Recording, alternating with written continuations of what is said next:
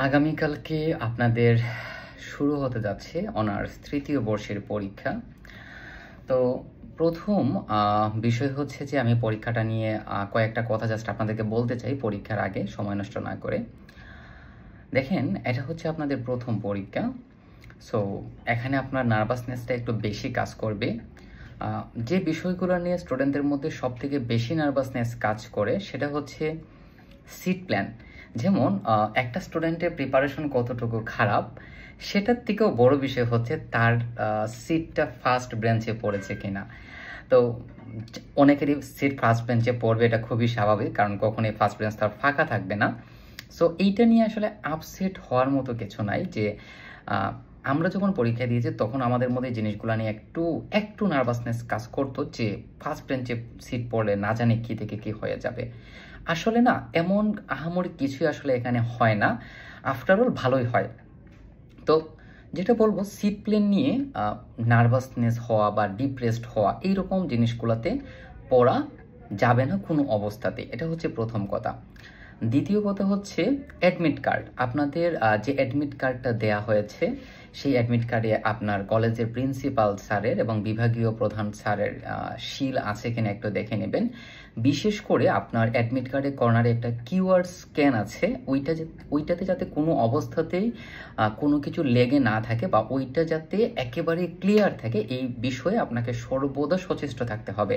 কারণ আপনাদের পরীক্ষা হচ্ছে মেবি ইএমএস সফটওয়্যারের মাধ্যমে হবে। তো পরীক্ষার হলে আপনাদের পেপার বা অ্যাডমিট কার্ড হয়তো বা স্ক্যান করা হতে পারে। তো যদি এটা হয় সেক্ষেত্রে কিন্তু এই স্ক্যানারটা খুবই গুরুত্বপূর্ণ, কারণ যদি আপনার ওইখানে প্রেজেন্ট না হয়, ওইটা দিয়ে কিন্তু অ্যাটেন্ডেন্স দেওয়া হয়, তাহলে কিন্তু আপনার পরীক্ষাতে ফেল আসার একটা পসিবিলিটি থেকে যাবে। খুবই সম্ভাবনা কম, বাট আমরা রিস্ক কেন নিব? আমরা তো রিস্ক নিব না। তৃতীয় বিষয় হচ্ছে পরীক্ষার হলে যাওয়ার পরে প্রশ্নটা পাওয়ার পরে খুব বেশি স্যাড হওয়া যাবে না, আবার খুব বেশি এক্সাইটেডও কিন্তু হওয়া যাবে না।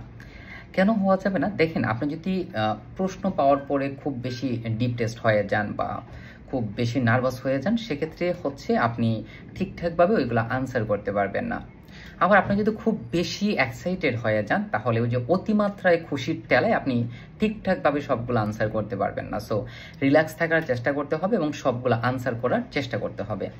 চতুর্থত, অ্যাবস্ট্রাক্ট অ্যালজেব্রা, তো সো এখানে প্রশ্ন পাওয়ার পরে আপনার এরকম মনে হবেই, অনেক স্টুডেন্টেরই মনে হবে, মনে করুন অলমোস্ট 90% স্টুডেন্টেরই এটা মনে হবে যে আমি তো প্রশ্নগুলো পারি। কিন্তু আপনি যখন এগুলো সমাধান করতে যাবেন তখন দেখবেন যে একটার সামনের অংশ আরেকটার পেছনের অংশ এইভাবে কিন্তু জিনিসগুলো চলে আসবে। সো এই বিষয়গুলো নিয়েও কোনোভাবে আপসেট হওয়া যাবে না। অ্যাবস্ট্রাক্ট অ্যালজেব্রাতে 4 ঘন্টার সময়, দ্যাট ইজ হিউজ টাইম। 2 ঘন্টায় রিল্যাক্সে পরীক্ষা দেওয়া যায়।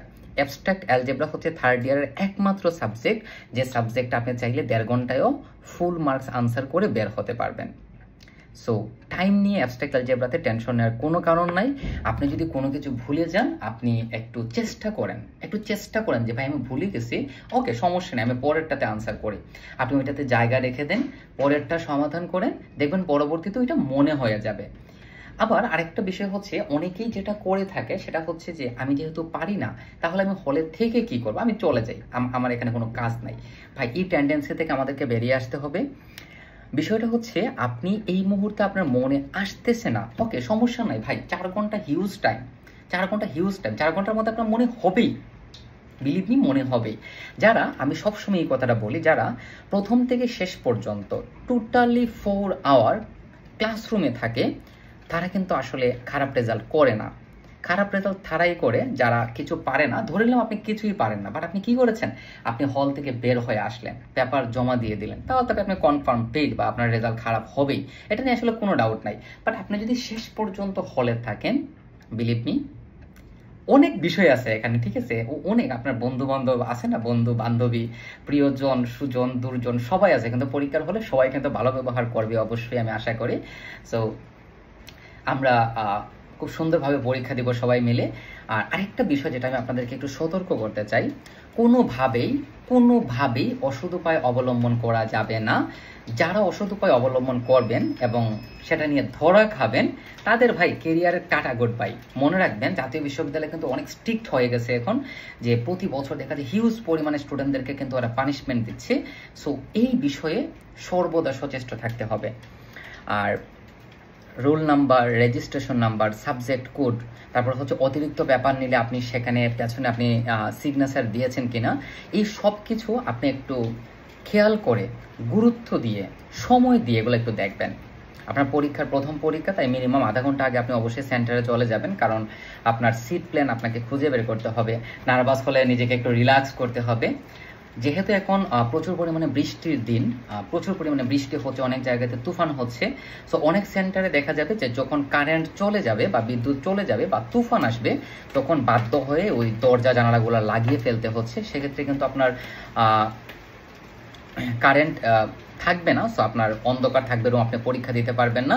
সেই জন্য অবশ্যই চেষ্টা করবেন সবাই দেশলাই এবং মোমবাতি সাথে করে নিয়ে যাওয়ার জন্য। অবশ্যই আলো দেওয়ার জন্য মোবাইল নিয়ে যাবেন না আশা করি।